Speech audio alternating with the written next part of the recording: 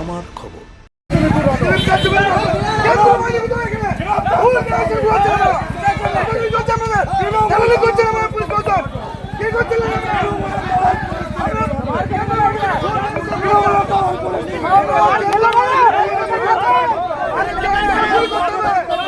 বীরভূমের নানুর বিধানসভার শিয়ান গ্রামে বিজেপি কর্মীদের মারধরের অভিযোগ উঠল তৃণমূল কংগ্রেসের বিরুদ্ধে।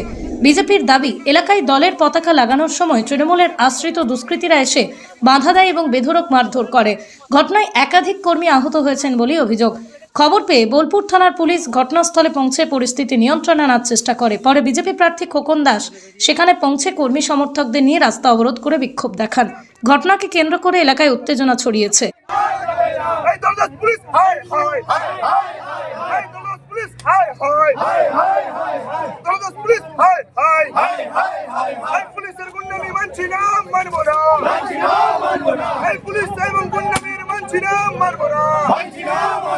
বাংলার উলঙ্গ পুলিশ তুমি হাই হাই, পশ্চিম বাংলার সিট দ্বারা বিক্রি করা পুলিশ তুমি হাই হাই, বাংলার সিট দ্বারা বিক্রি করা পুলিশ তুমি হাই হাই।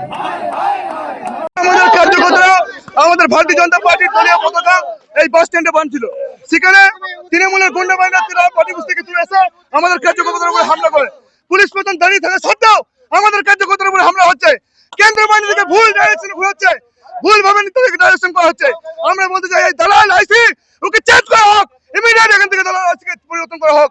আমরা এই রাস্তা ছাড়বো না যতক্ষণ না এদেরকে গুন্ডা থেকে গ্রেপ্তার না করছে। আমরা এই রাস্তার মধ্যে আছি,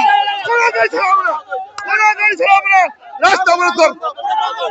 আমাদের তিনজন আহত হয়েছে। কেন প্রশাসন ব্যবস্থা নিচ্ছে না? এখানে প্রশাসন পুরোটাই দলিত পরিণত হয়েছে। তৃণমূলের ঠান্ডা ঘরে বসে তৃণমূলের দালালি করছে। এখানে পুলিশ প্রশাসন ভুলভাবে এখানে কেন্দ্র বাহিনীকে ডাইরেকশন করছে। এখনো কোনো গ্রামে গ্রামে এখানে আমাদের কেন্দ্র বাহিনীকে রুটমার্চ করা হচ্ছে না। ওরা শুধুমাত্র যেখানে যেখানে মানে ঘোরানো দরকার সেখানে না ঘুরিয়ে ওরা ভুল ডাইরেকশন ভাবে নিয়ে ওদেরকে আটকে রাখা হচ্ছে। আমরা আজকে রাজপথ ছাড়বো না যতক্ষণ না পর্যন্ত আমার কার্যকর্তার বিচার পাচ্ছে।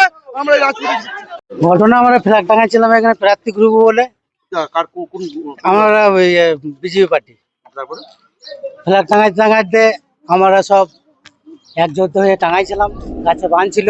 ওরা মোটর সাইকেল নিয়ে এসে বলছে কোন ছেলে আছে, কে তোর দিকে বলেছে, কোন নেতা বলেছে, তার দিকে ডাক, তোর দিকে ফ্ল্যাগ বাঁধতে বলেছে।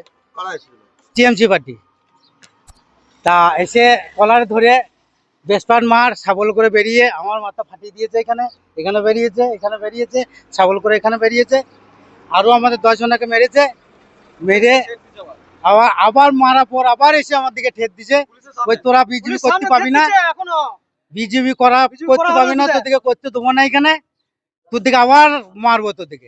বিজেপিরা পতাকা লাগাচ্ছিল, সেই সময় তৃণমূলের লোকরা গিয়ে মারধর করেছে, এই বিষয়ে কি বলবেন? দেখুন, এই মিথ্যা অপপ্রচার করে খবরে আসার চেষ্টা। কিছুদিন আগে লোকসভা নির্বাচন হয়েছে।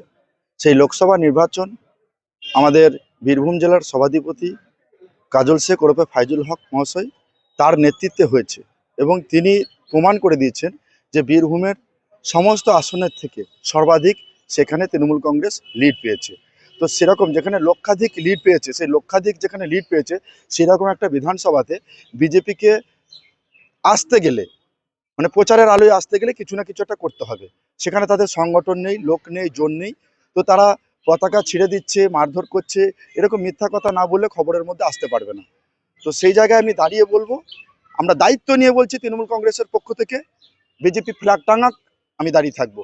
তাদের লোক নেই ফ্ল্যাগ টাঙানোর, লোক নেই, জোর নেই, তারা এসব মিথ্যা অপপ্রচার করে খবর আসার চেষ্টা করছে। এটা তাছাড়া কিছু না। শান্তিনিকেতন গোয়ালপাড়া তালতর রোডে তৈরি হয়েছে অত্যাধুনিক পরিষেবা সম্পন্ন একটি ইংরেজি মাধ্যম স্কুল, স্কলেজ গুরুকুল শান্তিনিকেতন। স্কুলে রয়েছে smart classroom, activity based learning, NEET ও আইআইটি জেইই প্রস্তুতি, অলিম্পিয়াডের প্রস্তুতি, ইনডোর স্টেডিয়াম এবং ট্রেন্ড ফ্যাকাল্টিজ। নার্সারি থেকে দ্বাদশ শ্রেণী পর্যন্ত ভর্তি চলছে। বিস্তারিত জানতে যোগাযোগ করুন 9609039000 এই নম্বরে।